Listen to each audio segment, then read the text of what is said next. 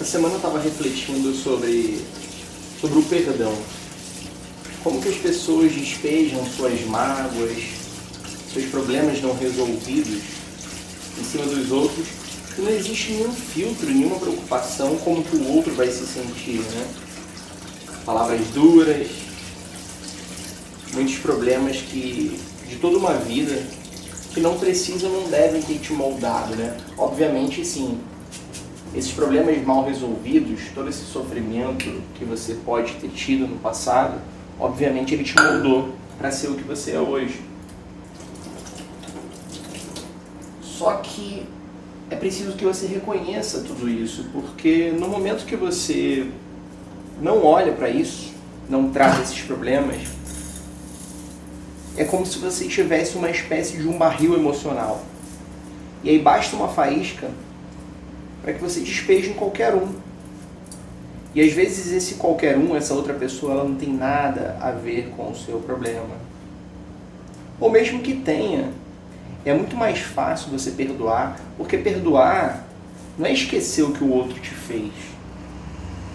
Não é você endeusar essa pessoa, fazer de conta que nada aconteceu. Mas é muito mais sobre você se curar, sobre você esquecer essa situação, porque isso eu tenho certeza que isso magoa, isso machuca. E muitas das vezes machuca mais a você do que o outro. Porque para pensar, e eu já passei por isso, por muitas vezes, você ficar alimentando uma mágoa, um trauma, por tanto tempo, e sinceramente o outro ele não está nem aí. É como se você tomasse um veneno e queresse que o outro sofra por isso. Não faz o menor sentido. Justamente por isso que a gente precisa, assim, cuidar dos nossos traumas. Existem diversas terapias para isso, né?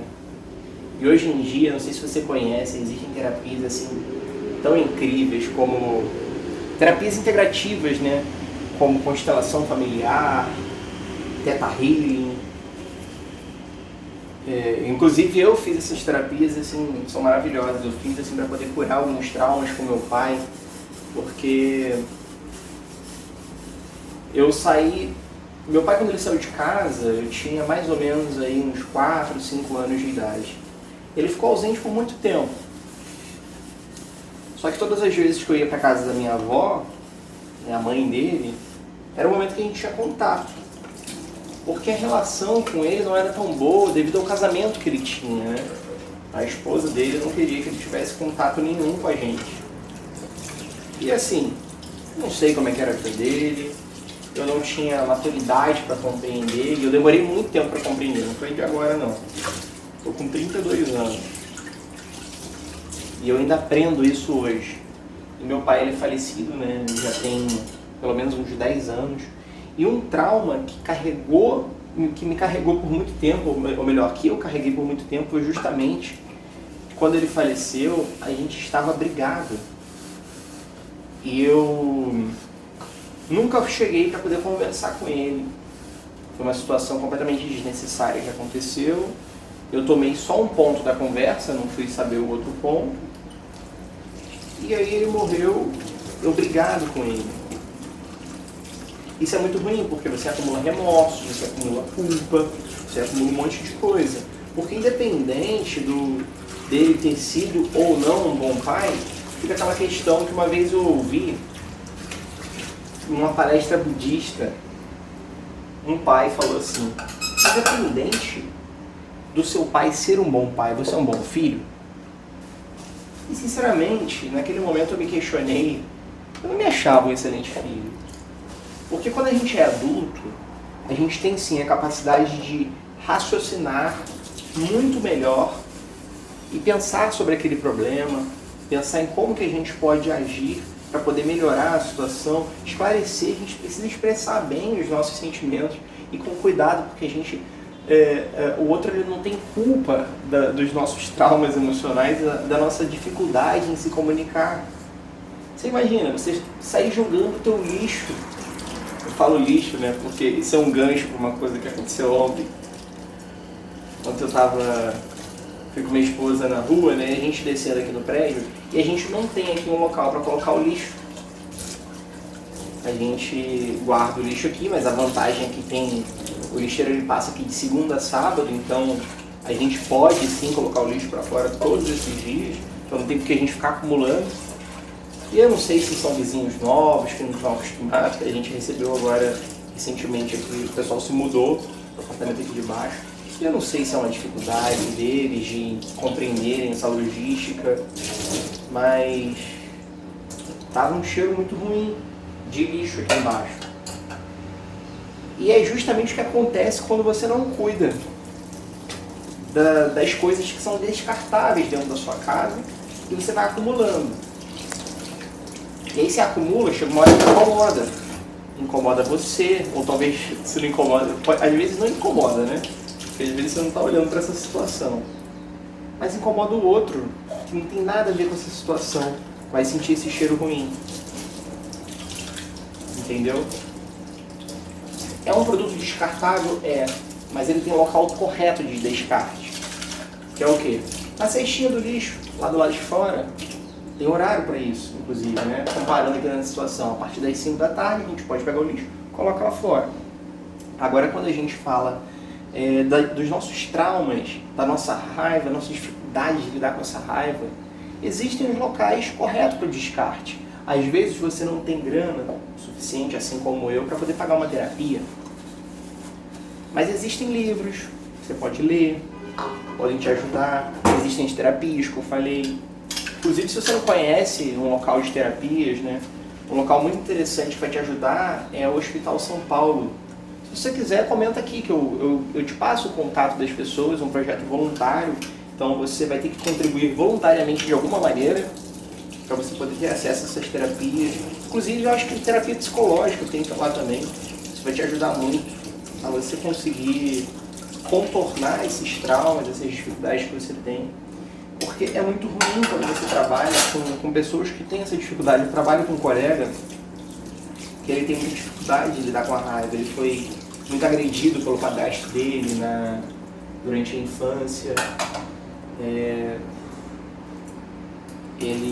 veio de uma família em que, assim, ele não conheceu o pai dele, aí esse padrasto casou com a mãe dele, eles tiveram 2 meninas, e ele, né, foi criado ali, né, como um enteado que sofria bastante. Provavelmente você deve conhecer uma história assim, talvez você seja essa pessoa, né, e é muito complicado, ou seja, a ausência do pai, ou mesmo a presença dele, mas só que de uma forma bem ausente, ou da mãe, né, sei lá, a forma como o outro é educado diz muito sobre como ele vai ser no futuro. E se ele nunca tem um local de descarte de toda essa raiva, de toda essa mágoa, chega um momento que essa raiva ela explode. Esse meu colega, por exemplo, ele tem tanta dificuldade com lidar com a raiva que ele aprendeu que a forma como ele lida com isso é brigando, é lutando. Por muitas vezes ele enfrentou a vida dessa forma, porque foi assim que ele aprendeu. Ele reage com briga, com raiva, com ódio. Isso é muito ruim, né? Eu já presenciei uma situação dessa, em que a gente estava tendo uma discussão, porque foi necessária, era sobre o trabalho, e naquele momento ele queria me agredir. Não agrediu, sabe-se lá por quê, porque os colegas ajudaram, porque eu não ia querer, eu tive medo, inclusive, né, de brigar com ele. Ele já contou algumas histórias assim. E eu acho que a briga nunca é um meio para você resolver qualquer problema. Porque quando você parte para a briga, além de você não resolver, o outro ele não vê a briga como simplesmente uma desavença. O outro às vezes vê a briga, como uma forma de... Sei lá, eu tenho até medo de falar, né? Mas, enfim, eu tenho muito medo da briga, da agressão. Que ela é algo incontrolável. Então, eu cedi naquele momento, eu me calei, eu fiquei na minha. Porque não é sobre mim. Não é porque o Carlos chegou ali e falou uma coisa que incomodou o fulano. Não. É sobre o que ele foi alimentado durante toda uma vida. Durante todo um comportamento que foi moldado durante toda uma vida. E ele aprendeu a agir assim. E o que me chamou a atenção para poder falar isso não foi nem sobre o meu colega, não foi nem sobre o meu pai que saiu. Porque dentro da minha própria família eu vejo muito essa situação acontecendo.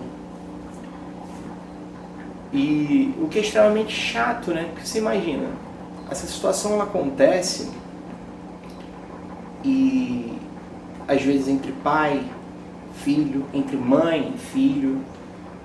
E você já parou para pensar o quão importante é a mulher que te deu a vida, quão importante é o seu filho que está ao seu lado, porque às vezes a gente despeja tudo que a gente tem ali de raiva e a gente não pensa nem um segundo como que o outro pode ficar com aquela informação. Porque amanhã ou depois tudo pode se resolver e o que vai acontecer? Às vezes você vai estar num ambiente novamente com essa pessoa, só que você não vai estar bem o suficiente com ela. E como consequência, basta de novo uma leve faísca para todo esse barril emocional ele se desenrolar, ele se desenvolver novamente e explodir todo um processo de mágoa, de culpa. Então, o primeiro processo que precisa ser feito nesse momento é reconhecer que sim, existe um problema. Ele precisa ser tratado. Posso pagar por uma terapia? Ah, não posso. E aí, o que eu faço? Existe o projeto Despertar, que é esse projeto do Hospital São Paulo. Se você quiser, eu te ajudo com isso. Eu te passo o contato da coordenadora do projeto. Ah, mas eu não gosto de falar com terapeuta, eu não gosto de terapias integrativas. Poxa, existe a escrita terapêutica, que é um hábito que eu estou fazendo todas as noites. Eu chego em casa, eu escrevo sobre como foi o meu dia, sobre as minhas alegrias, sobre as minhas frustrações, sobre tudo isso. A gente precisa